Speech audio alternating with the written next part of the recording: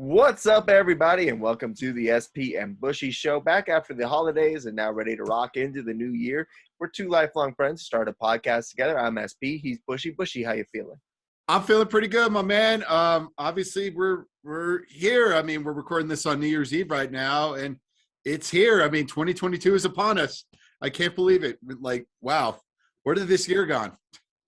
It's pretty much like 2020, but with a little bit more 2020, going but yeah, on. yeah, with just a little bit more going on. Obviously, 2020, is getting the. Obviously 2020 is coming back with a vengeance now with with these COVID outbreaks going on the past couple of weeks. So, well, we'll have to wait and see. Yeah, exactly. Gotta just hope everyone stays healthy out there and is doing okay. Mm-hmm. Obviously, New Year's Eve, like you mentioned, do you have any New Year's Eve traditions that you and your family do? Actually, no, not really. Like New Year's Eve is actually pretty like a low key holiday for me, really. I mean, it's just, well, the thing is, it's just really for the past few years, I've always worked, pre-COVID and all that. And now, obviously 2020 happened with COVID. So not a lot of parties going on, but I think this year I'm actually maybe going to a party. So I'm going to stay tuned on that, but I'm actually really going to go to a New Year's Eve party. I don't think I've done that since I was probably a teenager or something like that, or like Oh, wow. 5, 6, 7 years ago. Like, it's just crazy. It's usually a pretty low-key thing because usually when I get done working, it's like 11:15, 11:30. So I always have to rush back home. So it's just like, I'm not going out. All right. Do you have any traditions? We'll give you live coverage of Bushy's Hangover tomorrow. Our family always did like appetizers on New Year's Eve, and now Andrea and I are going to do that this year and just kind of take it easy, flip on a movie, and watch the ball drop. Oh, what appetizers is she making? I'm kind of curious. I'm actually doing most of the cooking. I think we're going to do some shrimp cocktail, which obviously store-bought, some chili Reynolds, some cocktail weenies, and like a cream cheese and a puff pastry dip. Oh, okay. Yeah, that sounds really interesting. Yeah. Well, they have to dress up too. I just found out it's like I got to dress up too. So it's kind of a black tie optional affair. So I'm like, oh, this is weird. I'm usually, yeah, it's like I'm usually just in like jeans and a t-shirt or something like that. So it's like I actually got to dress up. I'm not a big dress up guy, so just figuring that out. Yeah. We used to have like this black tie event that we did up in Denver, a brewery up there, Copper Kettle. We did that for 2 years. Our first year, 2 years together, Andrea and I did that. And I mean, it was a great time. Unfortunately, I stopped doing it, but it was like a fancy, like 3-course dinner, beer pairings, the whole works. It was a good way to do it. And then you're staying out of like the downtown craziness for New Year's. Yeah, that's always a good thing. Yeah, stay away from all the craziness that is downtown, and just kind of come back and be your thing, right? Exactly. Yeah, it's perfect. Unfortunately, I stopped doing it. But at Copper Kettle, if you're listening, please bring it back. Yeah, I try to stay away from downtown, really. Oh yeah, absolutely. As you should. We hope everyone does stay safe out there. Obviously, like you mentioned, New Year's Eve too. Do you have any like New Year's Eve movies, like movies that involve New Year's that stand out to you? Put you on the spot. I'm trying to think. I mean, really, I guess like the best thing that you can really think of is probably When Harry Met Sally. Obviously, the big finale takes place on New Year's with basically Harry committing his love to Sally. I guess that's really the best thing I can think of. I remember there is a movie called New Year's Eve, but I've never seen it. I didn't either. It did not look like it's in our demographic of mostly action movies. Once again, another one that we mentioned last week, though, Trading Places, the New Year's Eve scene on the train. Yeah, you always have that, yeah, as well, with the weird subplot with the monkey. Yeah, absolutely. That was always a weird thing.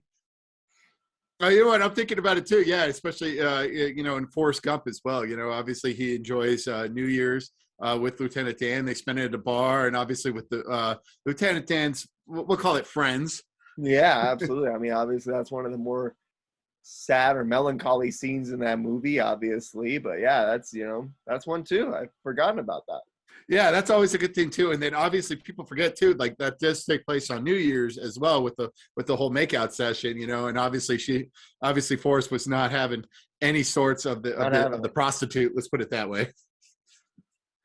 And I mean, I know I'm running double feature here, basically saying the same thing. But another movie with Jamie Lee Curtis on a train for New Year's, Terror Train. Obviously, as we mentioned before the podcast went on the air, we're big horror movie fans. Terror Train, a New Year's Eve classic as well. Basically, the same plot as Trading Places on New Year's. Is a big costume party, but someone in the costumes is going around killing people. Yeah, I've not seen the movie. Obviously, you're a big horror fan as well, so you know that's always the case as well. Yep. Actually, a very underrated thing for me. It's starting to come up again now. I'm kind of looking at like New Year's Eve movies or something like that, you know, or scenes that have New Year's Eve. A very underrated movie for me, I think it is called About a Boy. It's with Hugh Grant. Obviously, he meets Rachel Weisz in that in the scene. I haven't watched it in a while, but I do remember that scene with New Year's Eve as well. I was watching some Rachel Weisz earlier today in The Mummy. Yeah, you can't go wrong with her. I mean, she is. I don't get why she wasn't like a bigger star, because she was obviously in these two hit Mummy movies, and she was very, very attractive. I guess she was just in that mold of the, you know, of like her and like I guess in like Nora Jones, I guess in a way as well. They both kind of look similar, I guess. Yeah, and I mean, she was smart enough to avoid the third Mummy movie, so that was a good thing too. I know, yeah. It's like stuff I'm looking to. It's like, you know, Going back to the Terror Train movie, the guy who played Ellis in Die Hard is also in that. was he trying to commit a deal, you know, with the terrorist as well? No, he wasn't trying to make a deal with like the horror guy, but I think he was like dating Jamie Lee Curtis, but cheating on Jamie Lee Curtis at the time. So once again, still very sleazy. Yeah, you know, what was he coked up too? He's like, I make $1 million deals for breakfast. Does he go, I make $1 million deals for breakfast? It's the 80s. I negotiate deals with these horror movie serial killers for breakfast. I think I can handle this guy.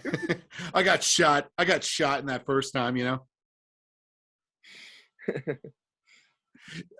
There's really not a lot of New Year's Eve movies. I mean, they have like New Year's Eve scenes, but not like a movie that takes place around New Year's Eve. I think that's the thing that we're talking about, really. I mean, it really is. You know, I just figured I'd bring up the topic, since we do bring up, some movies on this show. I thought it was at least worth the discussion. It is worth the discussion. Yeah, we are big movie fans as well, but just kind of really thinking about it. I mean, yeah, it's just like a case. Yeah, there's really not a lot of New Year's Eve movies. Yeah, I mean, definitely not a lot of like really good ones. Or where the plot really takes, or that's where the setting is. It takes place around New Year's. Let's put it that way. I mean, yes, there's scenes in different movies. Obviously, we're talking about Forrest Gump and Trading Places as well. And yeah, but they just have a scene where it takes place on New Year's. Yeah, exactly. But I said it was at least worth the discussion. Check out Terror Train with Jamie Lee Curtis and the guy from Die Hard. The guy from Die Hard. I'm all in for it, man. I'm kind of curious now. Yeah. Speaking of which, did you watch Just Friends? I did. Yes, I watched Just Friends. I watched it. What did you think? I mean, it was very cute. I mean, a very kind of a very cute, a very kind of predictable romantic comedy. I'm just crazy. Did we mention this in our best sports scenes in a non-sports movie? I loved that hockey scene. Really. Oh, I thought it was funny. Yeah. In Just Friends, I thought that was a very funny scene. I thought that was the best scene, really, in the whole movie. It was fantastic. I mean, he's just waylaying little kids and stuff, and blaming his rental skates, and and it was just so perfect. I mean, just it was all that, and just Ryan Reynolds was perfect for that role. And actually, I have to admit, I did enjoy the Anna Faris role a lot as well. Mm-hmm. She was like this ditzy, Paris Hilton type. But I enjoyed that as well. And it's really a shame too, because just looking back at it with like Amy Smart as well, why didn't she do a ton of those kind of just romantic comedies? I feel like she could have been the lead in all these romantic comedy movies. Yeah, it's kind of weird actually. It's you haven't seen much from her lately, obviously. Just looking at it, I mean, that movie too. I mean, it feels like she was good in that. Obviously, you also have Ryan Reynolds good in that, and then Chris Klein, I thought also did a great job in that one. Like, I love the part where he gets like punched, and then he's acting like he's really hurt, and then he like when the girl's asking Ryan Reynolds why he punched him, he's like mocking him, and then he plays dead again. I loved it. Oh, it was very funny, and I enjoyed the Chris Klein when he was like in high school. You know, Yeah. when he had the pizza face with the glasses and the long hair. Like, I'm gonna declare my love for this girl. Like, it was very funny. I did enjoy like the high school scenes as well. You know, with obviously with fat, you can't go wrong with fat Ryan Reynolds. Yeah, you really can't. You really can't, and it's just it was very fun. I enjoyed it. A nice romantic comedy. You know, if I ever do meet a significant other now, I mean, it will definitely be a staple. It certainly is. I mean, obviously, my fiance loves Ryan Reynolds, so that's a good one around our house. Obviously, too, as someone who has brothers, I figured you would appreciate the relationship between Ryan Reynolds and his brother in the movie, where they're kind of just beating the crap out of each other the whole time. So I have the benefit of being a older brother and a younger brother. So it's really kind of the benefit. It's really cool. It's really kind of the benefit, I guess, being really a middle child is that you do get the benefit of being a younger brother. So you get to be like the a-hole dick to the older brother, but then you could be the dick older brother as well. So that's what I found. It was always just a very fascinating thing. But yeah, I just love both of the dynamics too. And I was just like, oh, I remember doing that. I remember doing that. I remember doing that. Like, I did enjoy that too. Yeah, they always made fun of each other as well. Yeah, and I mean, obviously, I have a little sister, and I mean, I can attest that I was making fun of her as well. Um, I mean, it was a good dynamic for our relationship too. So, Just Friends, great movie. I like that one a lot. Is it a Christmas movie though? Now that you've seen it. I mean, I guess it's like the sense of really, we talk about this with like Die Hard. I mean, yeah, I mean, this could take place really in any sense, but it just really, it's a case of, just, he kind of regrets. I mean, really, I mean, I guess it's kind of the basics of being like a Hallmark movie, I guess, if you think about it in a way, this kid in high school kind of goes away, doesn't want to be a part of this small town anymore, but then he gets dragged back because of it. He's like this hot shot and something like that. And then finally he meets, the friend or something like that. She's striving to be a school teacher. She's trying to be this sweetheart. I get in a way too. I guess really this is where the basis, I think, of Hallmark movies start, really. It is. It definitely has a lot of those elements that certainly do seem to fit in the sense of it being like a Christmas movie and a Hallmark movie. Yeah, it was. And they had like Christmas lights. Obviously, they mentioned Christmas as well. Oh yeah, that's she all. Totally destroys her dad's whole Christmas light. Yeah, totally destroys her dad's Christmas thing. That was a very funny scene. It just like the dad is just so resentful that basically the entire rest of the movie. Exactly, it was crazy. I like it. I think it's a Christmas movie. I think it's good. Oh, I think so as well. It definitely is a Christmas movie. There's a lot of snow. There's a lot of decorations, and it's just a guy who comes back and resents, but then comes back and, gets to meet the family, gets to meet the girl, and then, get the true love. I did enjoy too the thing with the I guess with like with their classmates or with her like students. They basically wanted wanted her to marry the Chris Klein character. Over the Ryan Reynolds brothers. Yeah. I did enjoy that. Yeah, just like they're just astounded on the face when Ryan Reynolds and Amy Smart finally do kiss and they finally like declare their love for each other. Yeah, exactly. And they're just like, they're so aghast. They're like, really? She's going out with that guy? Yeah, exactly. I thought it was a well done one. I like it. And I mean, yeah, like you said, the hockey scene with her kids, like where he's just beating them up, is pretty funny. Oh yeah, it's always a pleasure, and I enjoyed it. I really did. I'd never seen it before, and it was just a delight. Yep. Anyway, add that one to your holiday watch list. Now, sports, right? Sports ruined by COVID. Yeah, pretty much. I mean, obviously, a lot of bowls canceled, lot of weird matchups. Rutgers at 5-7, somehow ending up in a bowl today and getting smacked around by Wake Forest. So, Yeah, and then but really, I mean, some of the bowls have been really good. Like yesterday, the Music City Bowl was a really, really good game. I mean, it really was a fun game to watch as well, and just man, just really just a nice back and forth affair, really. And then I mean, what is it with controversy with Tennessee? It just seems to be keep following them around. it really does. I mean, obviously, we were going to look at some New Year's resolutions for some teams, and Tennessee might be a controversy-free game or controversy-free season because, I mean, they've definitely taken some black eyes controversy-wise this season with their fans and now yesterday as well. Well, I feel like this is karma then for the whole Graciano fiasco for a few years ago. And then, the whole karma for the whole mustard thing and then throwing golf balls at Lane Kiffin, even though Lane Kiffin, turned into Odell Beckham with that, with those catches. So I just feel like it's really karmic justice really for Tennessee, what's happened this season, really. And it makes me laugh too that, they're blaming it all on the refs. And there was a couple of controversial calls and all that, but hey, you get what you get. If you don't like what the refs are doing, I mean, you're getting it. Exactly. Plus, Adam Sandler laid the blueprint for it. If in the longest yard, if you don't like the calls you're getting from the refs, rifle a football into their scrotum. That's what they need to do next year. Obviously for the first game, when they play or whenever they play the crap teams, they just throw it right at the nuts. We're like, how about you do that? Yeah. How about you call it both sides now? I'm surprised we don't see that more often. I don't know either. I really am shocked. I don't know why. I don't know why teams haven't done that. Exactly. Oh, you called it offsides on us even though it was a false, or you called it false start even though it was offsides? Okay. Yep. Okay, here you go. Right in the line judge next time. Oh, was that really roughing the passer? Oh.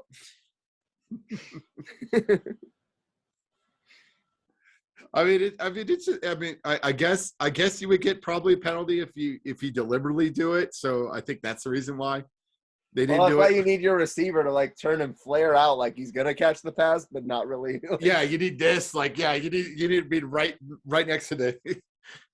You need your receiver to act like he's going for it, even though he's really not. Right. Well, that should be our rules implemented for the new XFL. Yeah. If you don't agree, they call hit the ref in the nuts. Yeah, exactly. I think everyone would enjoy a good old ref testicle shot. Oh yeah, especially if the refs were bad. They were. Don't get me wrong, they were bad during that Music City Bowl game. I was watching that game and I was like, that was a bad game. That was a bad game over, on the ref ends as well. Oh. I mean, I know it benefited more for Purdue rather than Tennessee, but really, I mean, it was just overall just a bad game. Well, it was mostly because someone at Buffalo Wild Wings hit the overtime button. That's what happened. Really, I mean, was that a worse game clock? I mean, really, I mean, it's just, I guess we're just so used to it, being part of the Vic Fangio and Pat Shurmur era that we're just so used to how incompetent it was that you're just like, wow, that was a bad clock management thing. It really was. Yeah. It's like you had 50 seconds left, 3 timeouts. And really, I mean, and you had a couple of and you had a second down and 1 and a third and 1. Could easily got the first down, taking the timeout or something like that. No, you tried to take deep shots in the end zone. Well, just as you brought up the Broncos, I mean, it is feeling like every Sunday is like getting a football to the testicles. It's just rough. It is rough. I mean, I'm ready for this. I'm ready for the season to be over. Really, I mean, I've been ready for about a few weeks now because I mean that Cincinnati game just kind of broke me. I was like, why, why root for this team? I feel like I mean I give myself a little bit more credit. Last week was when it broke me, and it should have been the Cincinnati game because they're basically the same story. But we have this amazing defense that we are literally wasting with the worst play calls and offenses known to man. Yeah, but I mean, really the defense should not get a pass or something like that. I know they committed 3 turnovers, so they, so that was very good, but they really shouldn't have gotten a pass because really they stunk in the second half of the game last week. I mean, if you really touchdown. They allowed one touchdown, one field goal, but they allowed really, really long drives too. I mean, it was like 10, 12 plays drives. I mean, really, they couldn't get off the field except for, really on the Raiders' incompetence. Really, that's the only reason why. But it doesn't matter. They need to give their offense the ball at the Raiders' 1 yard line for them to score. That is true. Yes.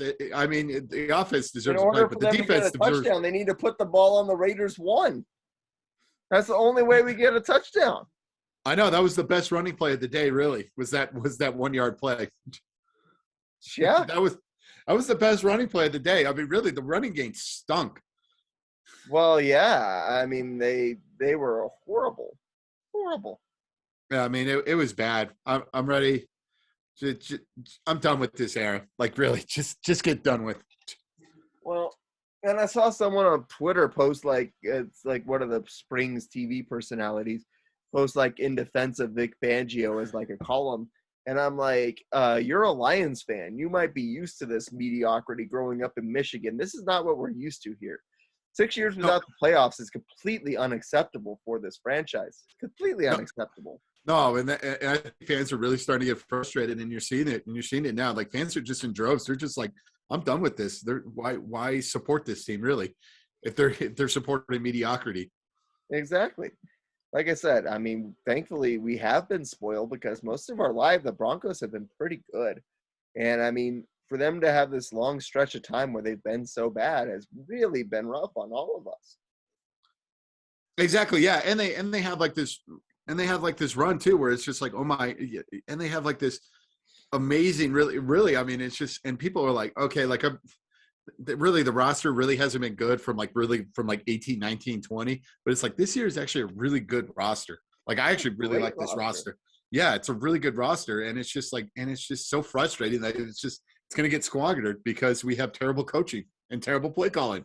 It's horrible, honestly. Like I said, the defense caused 3 turnovers and gave the offense the ball on plus field position 3 times last week against the Raiders. They gave up 17 points. That you should win that game. The defense, I know, yeah, and it's amazing. That game. Well, they kind of mentioned it, like it's just like the defense. We were like against the Raiders, we were like +7 in like turnover differential, and we got outscored by like this crazy amount. I'm like, oh, geez, Yeah. Maybe it's, I know, maybe hopefully this can knock, right, some sense or something like this. I'm ready for what I'm ready for? Who's the real culprit is Joe Ellis, really. I'm not going to be shocked if there's a story that comes out in probably 2 or 3 years where they mention that just Joe Ellis was really kind of stringing this ownership situation along so he could still have the power, that type of thing. I would not be shocked if there was a story that came out. That wouldn't shock me either. I don't even know how he got in that position to begin with, but. Well, he just lucked out. He lucked out in the situation too with Bolin's health failing. He's like, oh, I can take this opportunity. Yeah, that's a good point. I hadn't thought about that.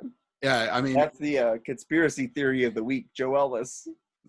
He's really kind of the main culprit. Yeah, and in 10 years, we're going to find out that he was really a Raiders fan the whole time.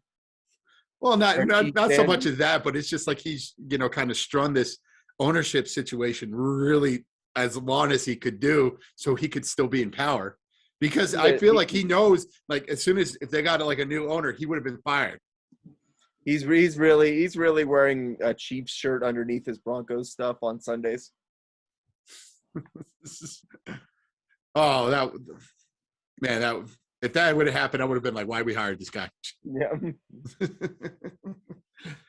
I mean, it's just, yeah. It's just very, very frustrating because it's just. Well, it's not what we're used to. Like I said, we're not used to it. Yeah, we're not used to this mediocrity standard. Yeah. Like, I mean, obviously we've talked about it. Growing up, like, I don't have a standard for the Nuggets.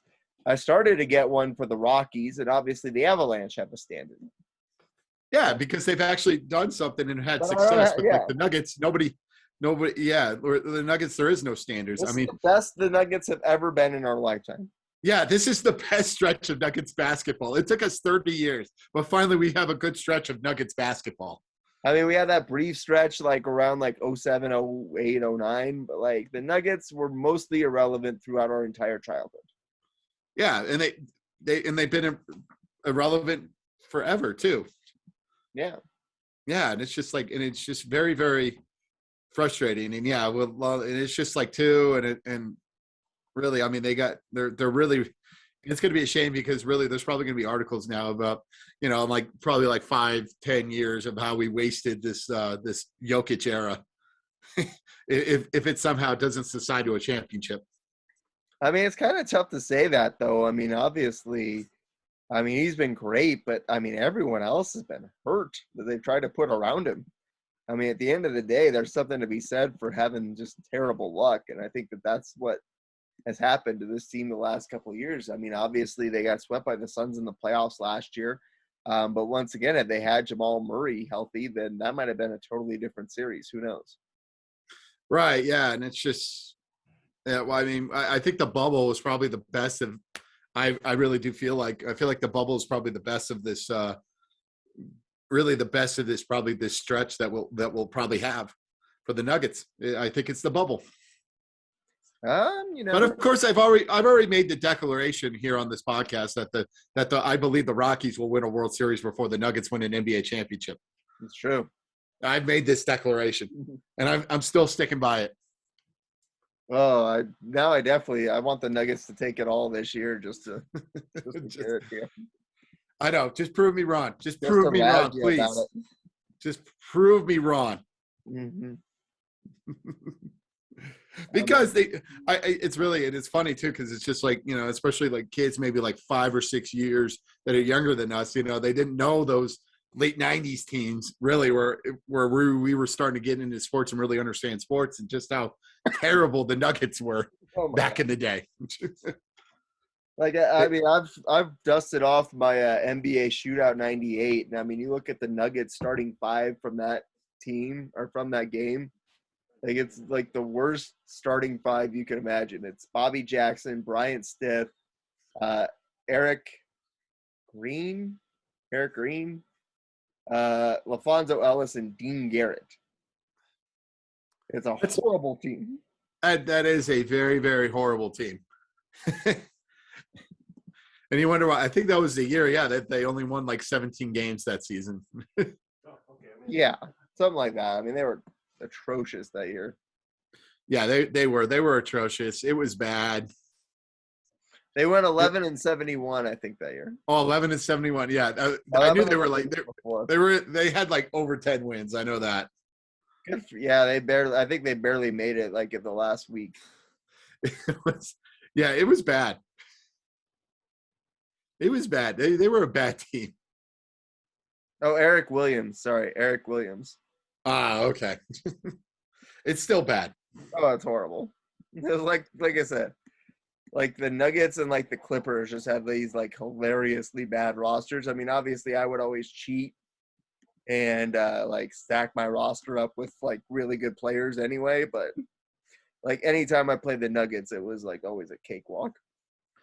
Or either that, or you would just create players and just put them on the Nuggets. So because obviously the virtual players are just virtual creative players are a lot better than the actual players on the roster. Oh, that too. Absolutely. Yeah. You would just create like a fictional team or something like that, and you would just put them on the Nuggets roster. That's the only way the Nuggets would ever make a championship. Exactly. Like I would pretend I was the 7 foot, like I grew up to be 7 foot tall, put like some crazy glasses on the guy because I had the glasses at the time. So like I would put like a 7 foot tall, like white guy with glasses on the Nuggets and try to win a championship. I know, yeah. And you average like 45 points a game. Yeah, exactly. Yeah, you're obviously the MVP. Oh yeah, absolutely. I mean, it is. Like, oh yeah, it's just bad. Rebounding is like the best of it. Like you make yourself a 99 in all categories. Yeah, you can shoot threes. Exactly. Yeah, I'm just very. Yeah. I mean, yeah. Who knows with the Nuggets? But I'm not holding out hope. Definitely not. Definitely not, especially this year. I have more hope in them than I do the Rockies right now. Nope. Next year's the year. Well, hopefully they get the strike resolved. That's my first New Year's resolution for sports. I would love to see the strike get resolved. Like, all of these players are getting monster contracts in the MLB. Like, I'm sorry, I don't have a lot of sympathy for the players in this one. Like, you have guys that were signing historically big contracts before the strike even started. Like, I don't get, like I said, it does. I'm totally siding with the owners on this strike. Like, just play the baseball already. Yeah, I mean, I'm a firm believer of deadline Spurs action, so we'll probably get that. We'll get the deadline Spurs action. So once as spring training really starts coming around the corner, and we're getting kind of get some dates. I think that's when they'll really start getting to the bargaining table and be like, okay, let's get this resolved. Right. Yeah, but I'm very, very anxious as far as with that. I'm anxious too. Like I said, I really want to see opening day come and go. Normally, I don't get why, like I said, it makes that big of a deal if you're with this. Like I said, I think the players' proposal hurts the parity potential in baseball, which is already bad enough since there is no salary cap. But now, instead of like the team that drafts you keeping you for like 6 years, like they only get you for 5 years, that makes it even harder for those small market teams to compete.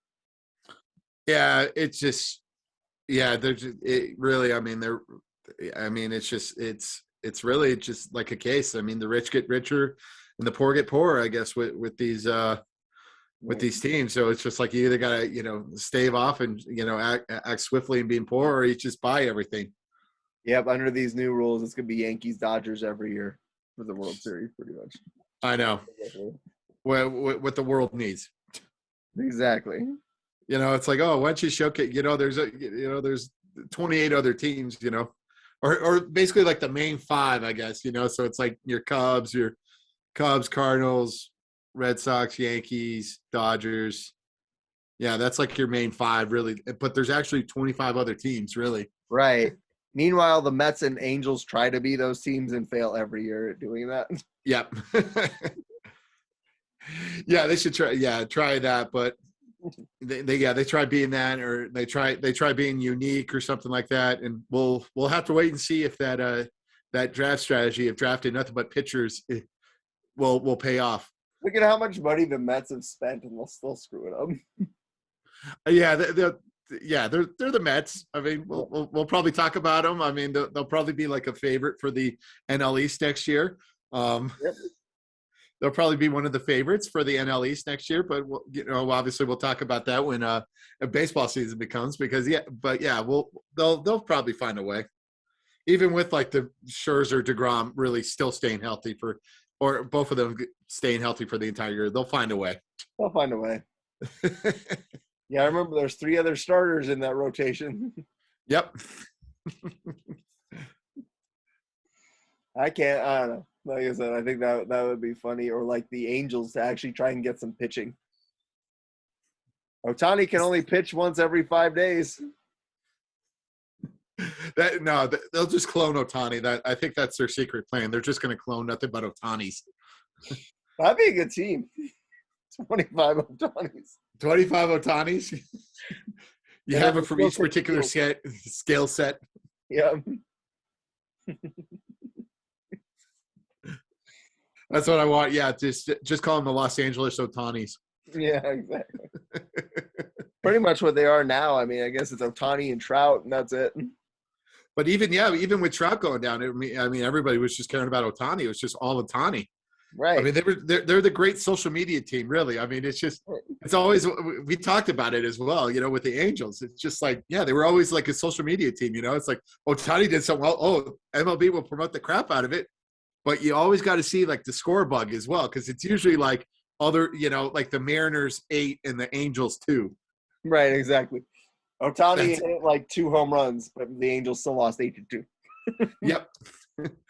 Yeah, that's always the case. Yeah, they were always just everybody's Twitter darling. Yeah. They were the Twitter darling team. Same with like the Edmonton Oilers, as far as with that, I mean, even though, Edmonton does seem to have a better record this year, but it's just like, oh, Connor McDavid does something well. But it always was like, okay, Anaheim or like Colorado 5, Anaheim 2. Exactly. Or Edmonton 2, sorry. Edmonton 2. Hey, Colorado 5, Anaheim 2 is also a good score. Yeah, that's always a good score as well. Or yeah, Colorado 5, Edmonton 2, or something like that. Or to make it Colorado 5, Edmonton 2, with about 5 minutes to go in the third period. Yep. Yeah, it's just like we need to be smarter with these cases. It's just like, don't be like the Twitter darling team. You don't want to be the Twitter darling team. I mean, Usually that's the case. You're a losing team, but like everybody loves your highlights. Hey, that Ohtani merch was flying, man. That is true. Yeah, the Ohtani merch was flying. Everybody that equals more money for you to go and not sign pitchers with. Yep. Instead, you got to have an entire draft that's just nothing but pitchers. That team cannot pitch. It's so hilarious. It's just, I swear, if I was that, I would be very, very. It's just very, very frustrating. I think it's basically like it would have been like it was for us being like Rockies fans in the late '90s. Like, you have this team that has like all these offensive studs, like the Blake Street Bombers, but can't get anybody out.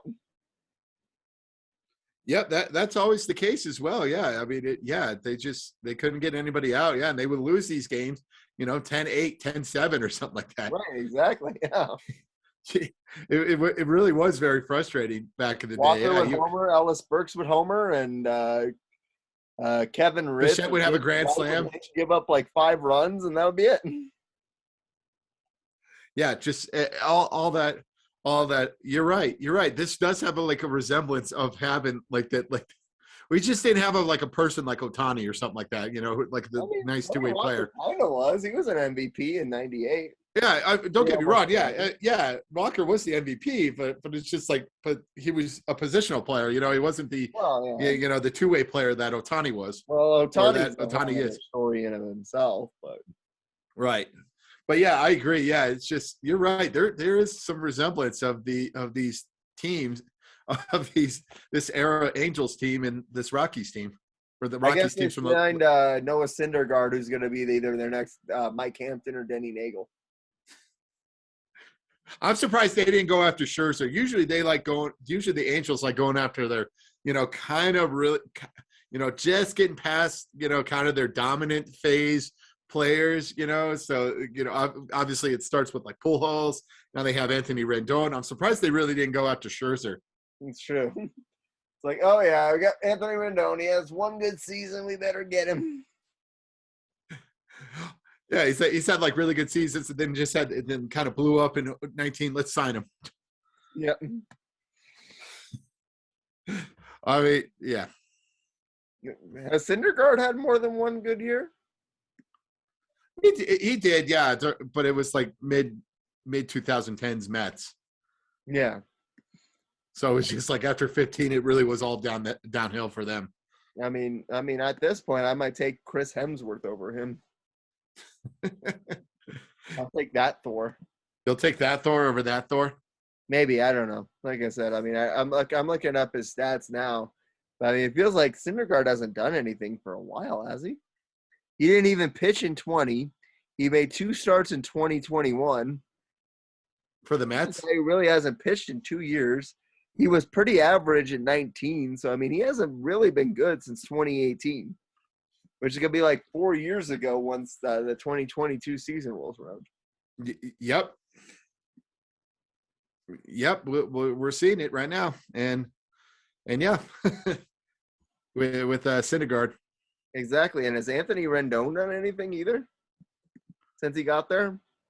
I don't think he really has done anything. Yep. I'm as excited for the first pitch of Cleveland Guardians baseball. Are you ready? I'm ready, baby. Give me the Guardians.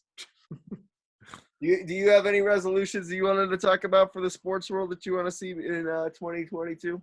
Yeah, I mentioned this last year during the resolutions, and I kind of mentioned with the unthankfulness as well. But it looks like there may be light at the end of the tunnel, and that's, as far as with like altitude, getting the deal done with like Comcast and Dish, with the other 3, obviously with the 3 big cable and satellite providers. Really, I mean, it's just I mean, this is going to be going on for 3 years now, and it's starting to get really ridiculous. And just people are just trying to find different ways to watch the games as well. And thankfully, it sounds like there may be light at the end of the tunnel with Comcast and Altitude. But it's just like, really, I mean, it's really kind of turned me off with like the Nuggets. Like for the past 3 years, like it's just like, yeah, they have this really good team, but it's like I don't really want to watch them.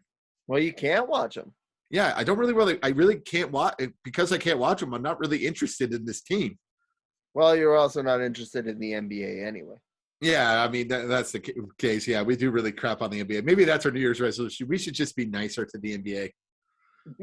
Maybe. No, LeBron made Space Jam too, so we got to crap him up for that. Yeah, but it's just like, yeah, and it's just really, I mean, it's up today. Like the Space Jam 2 was also like 30 to 40 minutes longer than the original. Are you serious? It's like 30 minutes longer, I think. Oh my God. No one, I knew it felt long. It felt way longer too. Oh my God. Jesus, it's bad. It was a bad movie. Very bad. Yeah, it was just like a bad movie in general. Yeah. Wasted life. You know, I'm not going to call it a waste because I did want to see it, but I mean, at the end of the day, it was a bad movie. It really was a bad movie. Maybe that should be our another one of our resolutions. No more athletes can act, or no more basketball players can act in movies for 2022 because Space Jam 2 was so bad. No more Space Jam movies. Yeah. That's the resolution. No more Space Jam movies. 2 is enough. The original Space Jam, by the way, ran for 88 minutes. The new one ran for 115 minutes, so almost 30 minutes extra. And it didn't even resemble a basketball game. I'm sorry. It was more like an arcade game. An arcade, people resemble it as an arcade basketball game. It was like NFL Blitz, the movie. Yeah, exactly. I mean, really, if you're going to change that, you make the thing. Maybe you do different sports, you know? Mm-hmm. I don't know. Have Patrick Mahomes do Space Jam football or something like that, or Aaron. Right. Yeah, get Connor McDavid for hockey. Yeah. Or Ovechkin. I actually would like Ovechkin. Give me an Ovechkin for hockey. Bugs Bunny. So yeah, that's what we're gonna write now. Like Wile E. Coyote dunking himself 85 times. You just have rapid fire goal from Ovechkin. Yeah, you just have rapid fire goals from him. Or it's just like they don't know how good Ovechkin is, and he just does that, and it puts a hole through Wile E. Coyote's stomach. Yeah. Well, I guess I put the hole in that coyote. Okay, so that's our next project. Okay, after the sudden death sequel. Yeah. The sudden death sequel, the Drago backstory, and now we're gonna have Space Jam hockey without Ovechkin. Space goal. Space goal. Everybody get up. It's time to sleep now. Ovechkin has to sing the theme. It's part of it. Yep, that's in the contract for him. Yeah. Yeah,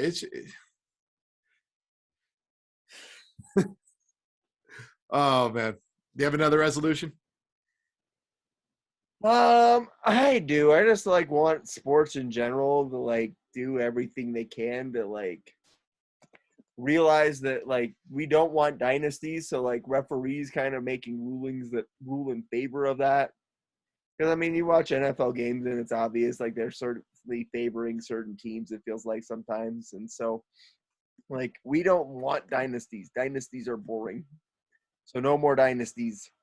Well, like a 2-3 year run is interesting. You know, everybody likes that. Yeah. But yeah, if this thing's going 4, 5, 6 years, then yeah, people aren't gonna people are gonna get less interested with it. Right, exactly. Where it always feels like it's Brady or the Patriots. Then, like I said, that's when football gets boring to me, or whatever team LeBron's on in the NBA. Right, yeah, and just the same now, I feel like the Chiefs are starting to head towards that. I think people are getting kind of sick and tired of the Chiefs. I think this Yeah, is like the last year where people appreciate him. But I feel like the next year, that's when people are going to be like, I'm really kind of sick of the Chiefs. exactly. But I mean, The I mean, we're Dodgers, having I think, interesting teams this year as far as with the playoff picture. I mean, you have the eh, Titans as the two seed, I'll believe it when the two of them make the Super Bowl.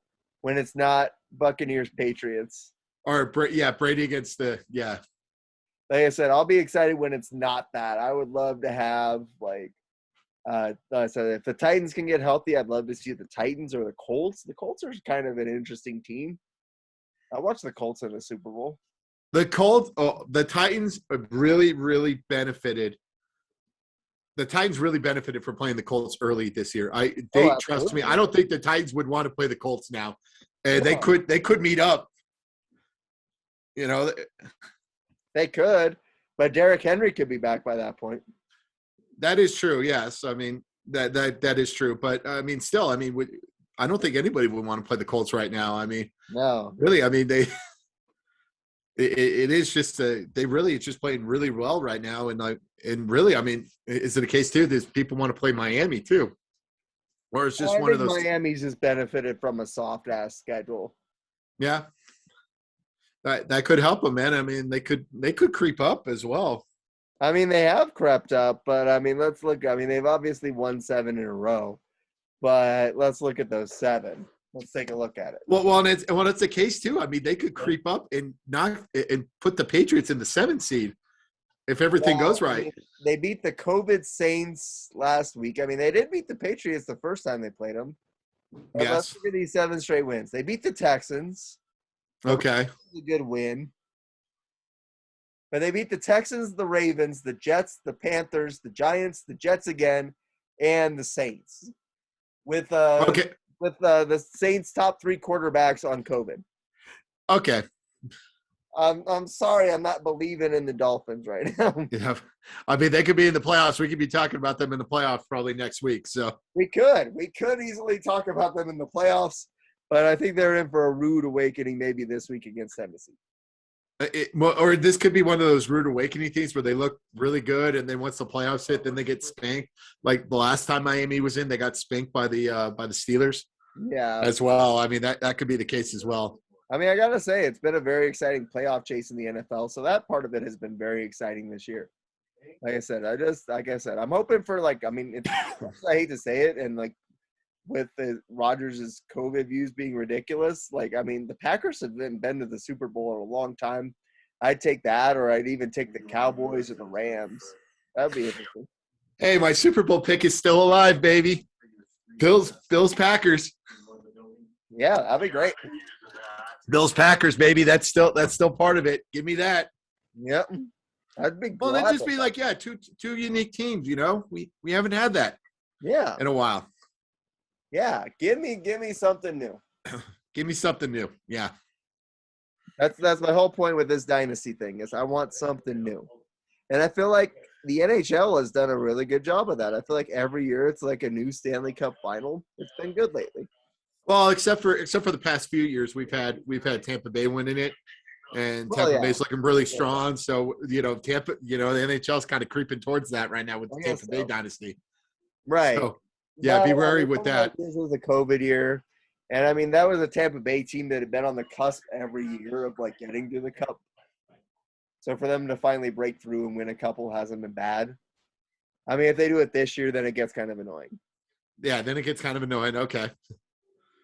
Yeah, but I feel like we're gonna hit. I don't know. The Buccaneers are gonna be interesting. No, they're not. Yeah, Brady in the playoffs. We've seen it. Brady in the playoffs. Yeah, this is Stafford really actually having a playoff chance. Really with the Rams with Stafford, this is Matt Stafford's gonna have a home playoff game. He's gonna be like, what is this? On paper, that's a really good team. On paper, yes, it's a really good team on paper. It's just really, I mean, I feel like it's one of those teams where they, where they kind of look good, but then they beat up on the bad teams. They've beaten the Buccaneers this season. Yeah, I mean, they've really started to hum along a little bit, but again, it's all about Matthew Stafford as well. I think they had 3 bad weeks where after they made all the acquisitions, like their team chemistry was disrupted, and now they're like back on track. It almost feels like. Yeah, it looks like they're back on track as well. But Stafford really was horrible last week. I mean, that really was kind of like an underlying thing. He was horrible last week against the Vikings, really. I mean, if the Vikings resembled anything as an offense, really, they probably would have won that game. Woulda, shoulda, coulda. I know. I mean, are you ready to talk about, Cowboys? I mean, Cowboys are number 2 right now. I'd be okay with the Cowboys as much as shit as everyone gives the Cowboys, and as much as everyone like kind of hates them. Like the Cowboys haven't been to a Super Bowl in like 25 years.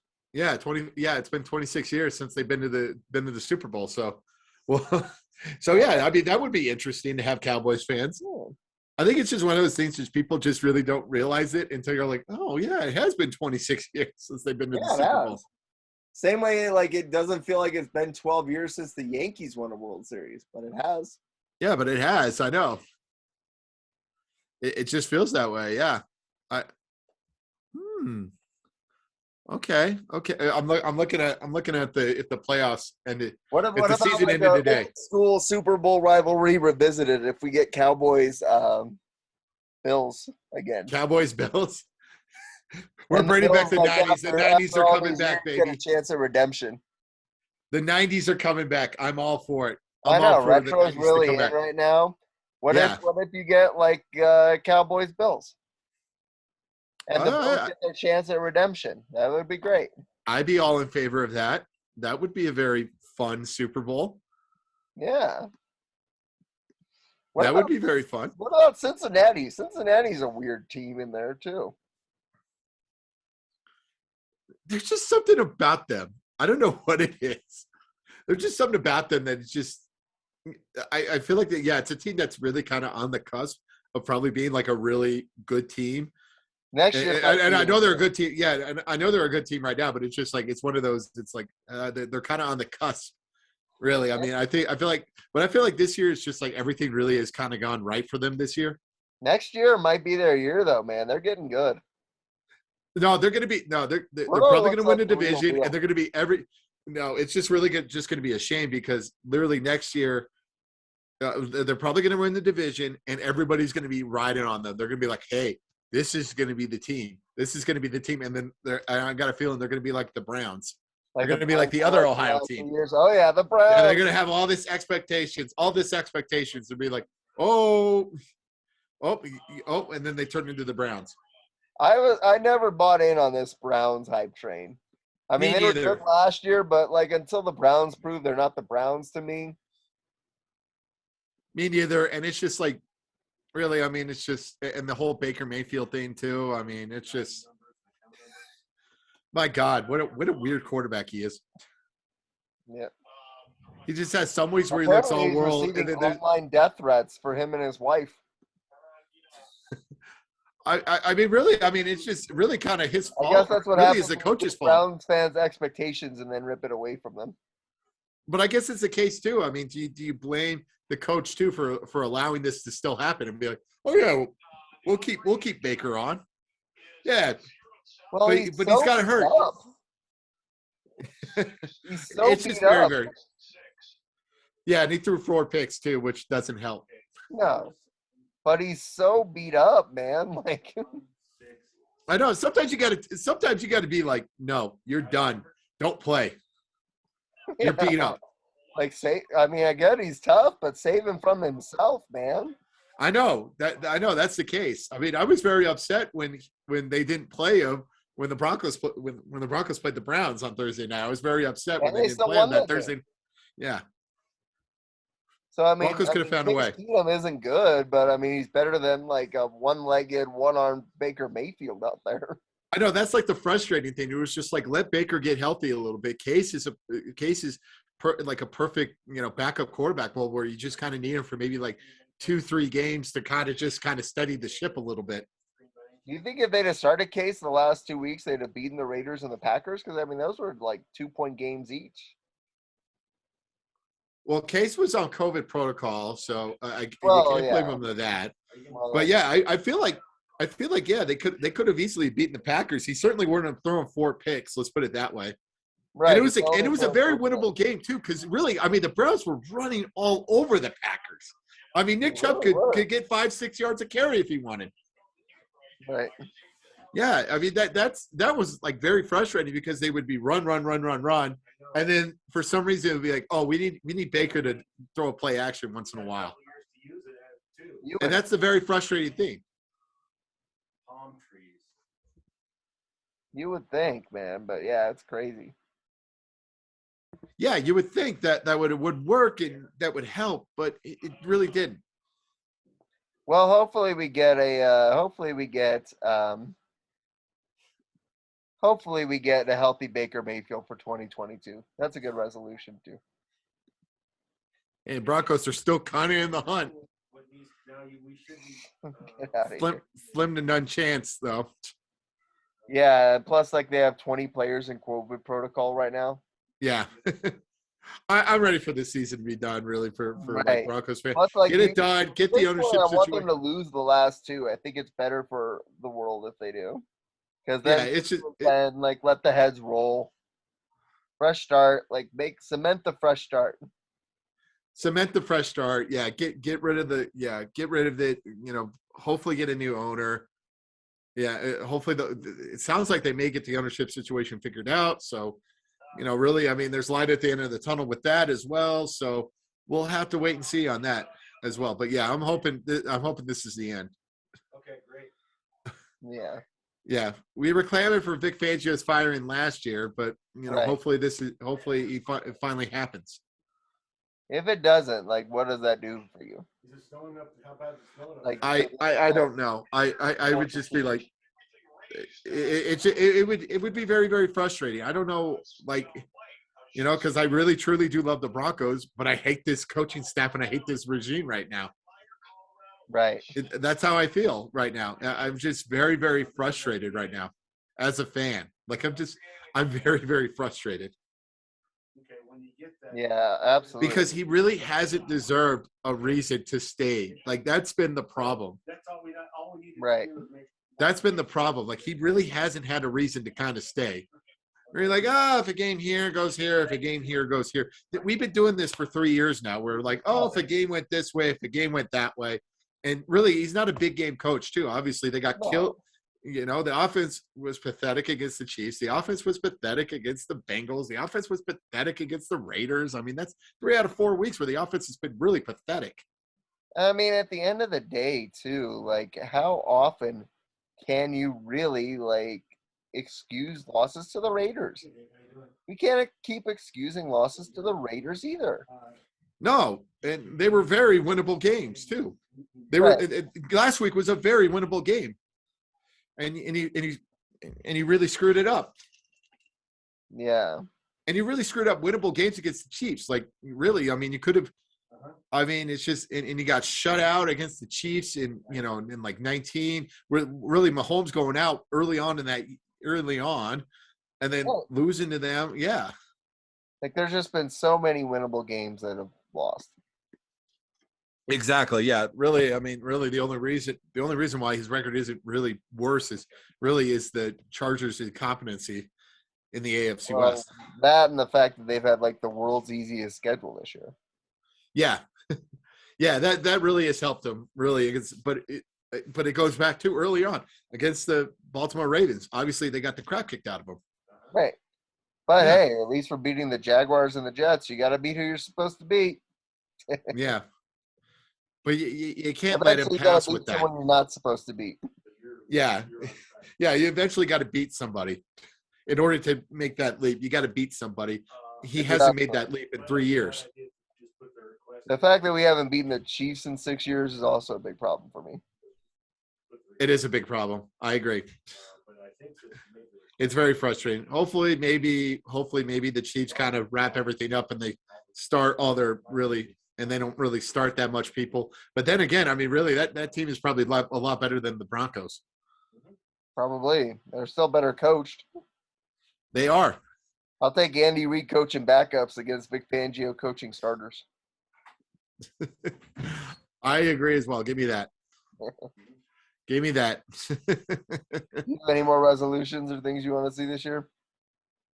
No, I pretty much said my piece. I think I said my piece too. Or actually, really, actually one more thing that I just kind of thought about it. NCAA, come on, we want it. Give us more playoff games. That's what we want. Just more playoff games. Absolutely, yeah. Yeah, more playoff games, and it's at least for the Division One, the FCS level or the FBS level. Yep. For 1A. Initiate the down by contact rule. I've never understood that rule where once a player is down, it's down. Like I kind of get it back in the day, that type of thing with like the rivalries, but it's just like, you know what? If you really want to emulate the pro game, please be the pro game and initiate down by contact. That's what I want. Now that they kind of had like the letter of intents and all that as well, and players getting paid, give me the down by contact rule for football. I definitely agree with the more playoff teams, and I also want both college and pro to adopt the same overtime rules, which was the college overtime rules prior to this season. Oh yeah, bring those back as well.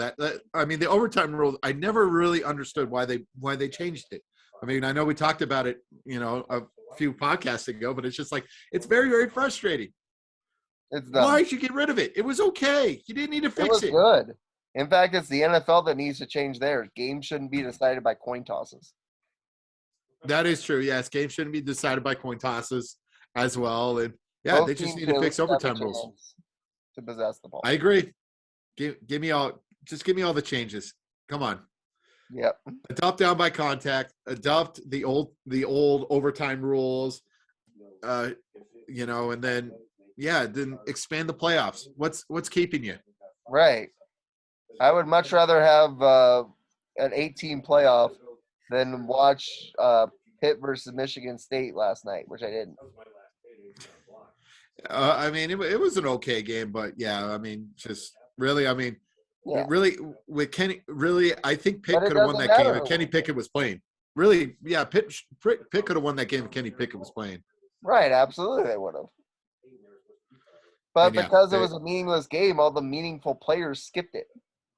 Yeah, all the meaningful players skipped it. Yeah, that's really the call for expansion. Really, it's just for that cause. Really, yeah, is so we can get these type of rules, or so we can get more players kind of playing and be like, oh yeah, I want to see Kenny Pickett against Kenneth Walker.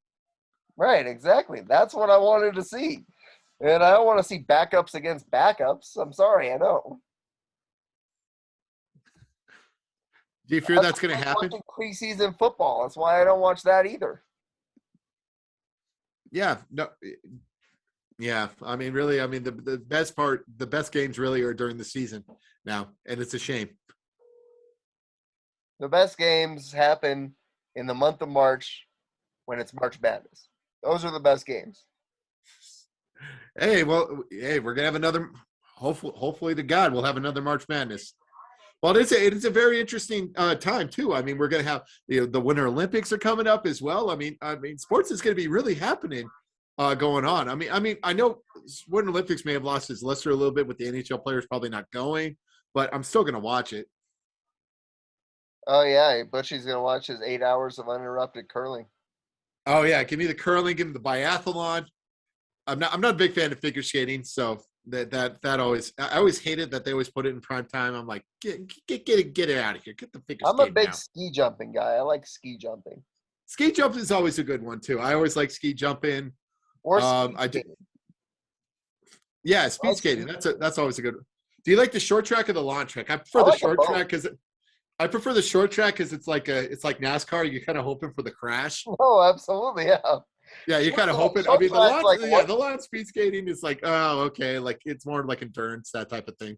Short track is basically like polite roller derby. I can't wait for it. That is the best. That is the best comparison. Yes, you're right. That is probably the best thing. Yeah, it's polite roller derby. Exactly. So yeah, just give me all that. I'm very excited. We're gonna have playoffs going all through January, early February now, thanks to this new schedule. So we'll have the NFL playoffs, and then we'll have the Olympics, and then boom, right when that finishes, boom, March Madness, man. Boom. I mean, 3 weeks. I mean, it's going to be a nice 3 months for sports, and then when they get the deal done, boom, we'll have baseball. Absolutely. I can't wait. I mean, obviously, it's going to be a great sports year in 2022, and we hope that all of you have a great 2022 as well. Yep. Thank you, guys. Peace. Have a happy New Year.